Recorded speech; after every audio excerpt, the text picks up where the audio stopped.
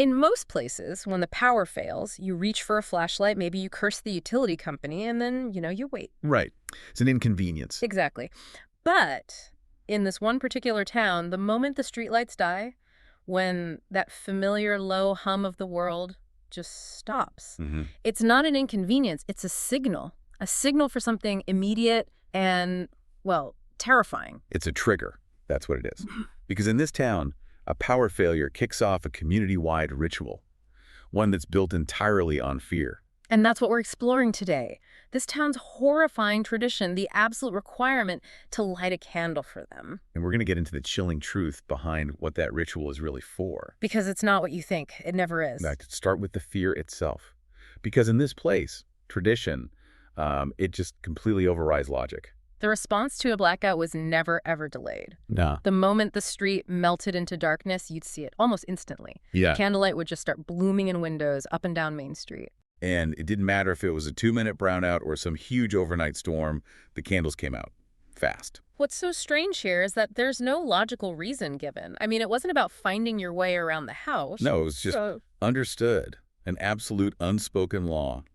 When the lights went out, you lit a candle for them. For them. And no one ever explained who them was or why. The why didn't matter, only the act itself. Which brings us to the pressure. The social pressure. I mean, imagine you're a new family moving into this town. You wouldn't get a pamphlet, right? Not a chance. You'd learn it through pure, intense social observation because, as the source says, no one wanted to be the only house dark during an outage. And that is a powerful self-enforcing contract.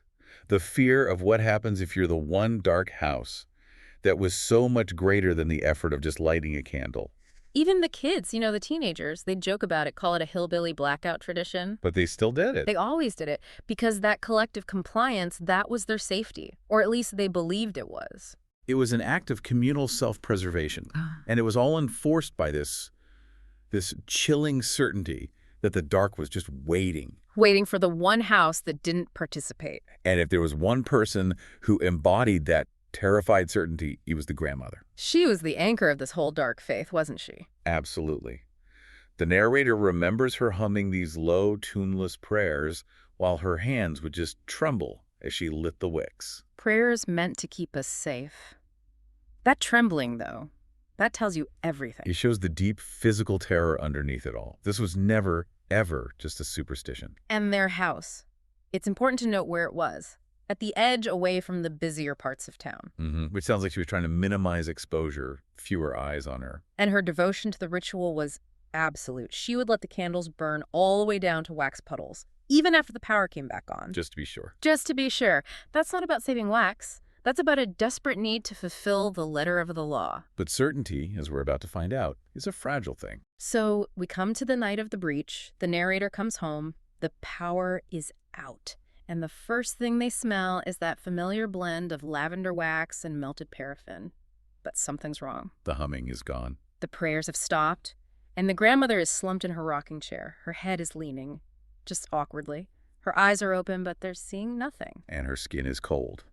The only sound is her breathing, this slow, uneven, horrible noise that rattled in her throat. So she's alive, but she's gone. The believer has failed her post. And the narrator's first thought isn't about her health. It's not to call a doctor. No, it's panic. Pure, conditioned panic about the ritual. The first thought is keep them burning, keep her safe, keep whatever waited in the dark from thinking our house was empty. The terror is that ingrained. His grandmother is dying, and the absolute priority is to maintain the ritual. And there's a reason for that. A chilling detail. Emergency services, they never came out during a blackout. The town is completely on its own. So the narrator just starts lighting every candle they can find, desperately trying to fill that gap in their defense. But it's too late. The breach has already happened. The narrator lights one last candle near the living room window, and that's when they see it. Right at the edge of the yard, just where the candlelight starts to fade into the black. A figure, and it looks just like the grandmother. An exact copy. Yeah. Wearing her cotton house dress, its head tilted, and it's smiling. It raises a hand and curls its fingers, beckoning, just a gentle, deliberate invitation out into the dark. It's not forcing, it's luring. The narrator whips around to look at the rocking chair. And it's empty. The chair is empty, the front door is standing wide open, And the candles in the entryway, the very first line of defense. They're out. The wicks are blackened, smoke just coiling up from them. The line was crossed. So he runs out onto the porch, shouting for her, and he sees a light flick on across the street. A neighbor, Mr. Paris. He pulls back a lace curtain. They make eye contact. And the neighbor just shakes his head, a quick, desperate motion, and then he draws the curtain closed. Wait, what about the communal pact? This shared safety? It's gone. That's a total betrayal. Why wouldn't he help? Because the contract is purely self-serving. It's not about your neighbor. It's about you not being the target. Yeah. Mr. Paris knew the rules. He knew the grandmother was taken, and he knew interfering meant risking everything. So his closed curtain, that was him saying, "You're on your own." Standing there in the cold grass, the narrator suddenly remembers a core warning from his grandmother. The lifeline. What was it? Never go outside during a blackout without a single lit candle. They can't see you if you carry the light. So the light isn't for seeing, it's for being unseen, a personal shroud. Exactly. But then he finds it in the grass. The grandmother's brass candle holder. It's still warm. But the flame is out. She went out with her protection, and something made her drop it. And that's when he looks up, past the houses, toward the tree line. And what does he see? In the dense pines, hundreds of tiny fixed lights, just pinpricks of gold, unwavering, arranged in these unnatural patterns. They look like figures. Pale, blurry shapes, each one carrying a pale, steady flame. And they're just waiting. And then the truth hits him, a crushing weight.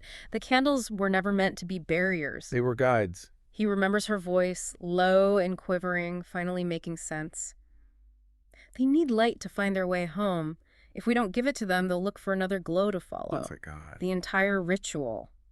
It's an act of appeasement. They light up Main Street, not to keep the spirits out, Yeah. but to make sure they follow the light past the houses. To guide them back into the woods, they're just trying to redirect them. And when the grandmother's light went out. They followed her instead. So now, holding that one single candle, he has to follow her. He enters the tree line. The air turns arctic cold. And the figures appear. Pale shapes, blurred as the edges. Their faces are smooth, empty. But each one emits a small, steady light from his chest. A manifest soul, maybe? They part for him, revealing a small clearing. And there she is, the grandmother, utterly still, her eyes glazed over. And behind her, a taller figure. Skeletal. It extends a long, bony hand from the gloom. It wants the candle. The only protection he has. It's an exchange. A soul for a soul. A life for the light. He has to give up the one thing keeping him unseen. He does it. He gives it the candle. The moment the skeletal hand closes around the brass holder, the deal is done, and the darkness just surges inward. Shadows rush him, cold and sharp. They start clawing at his skin, his back, ripping his shirt. This is the price of intervention. He grabs his grandmother, drags her out, stumbling through the trees as these pale watchers just shriek without making a sound. They break free of the tree line, collapse on a lawn, and the shadows pour out after them, reaching for her. But then a door opens. It's Mr. Paris, the neighbor. The one who closed the curtain. Yes, and he's standing in his doorway holding two thick pillar candles, the flames burning high and strong. He throws them. The narrator snatches them out of the air and in a last desperate move, shoves one of the lit candles into his grandmother's hand. And what happens? The effect is instantaneous, violent. The shadows recoil with a snapping hiss. They just crumble backward into the night. The light worked. The charm of the light is confirmed, but only after the price was paid. They get inside just as the power hums back on. The clocks are blinking, 12-point rows. He's bruised, scratched, completely shattered, and his grandmother, her final words are, "Thank you for bringing me home." She was aware. She knew where she'd been. But he knows he hasn't won. Not really. He's only bought some more time for my grandma for when she inevitably joins them in the next blackout. So this whole deep, complex system is just appeasement.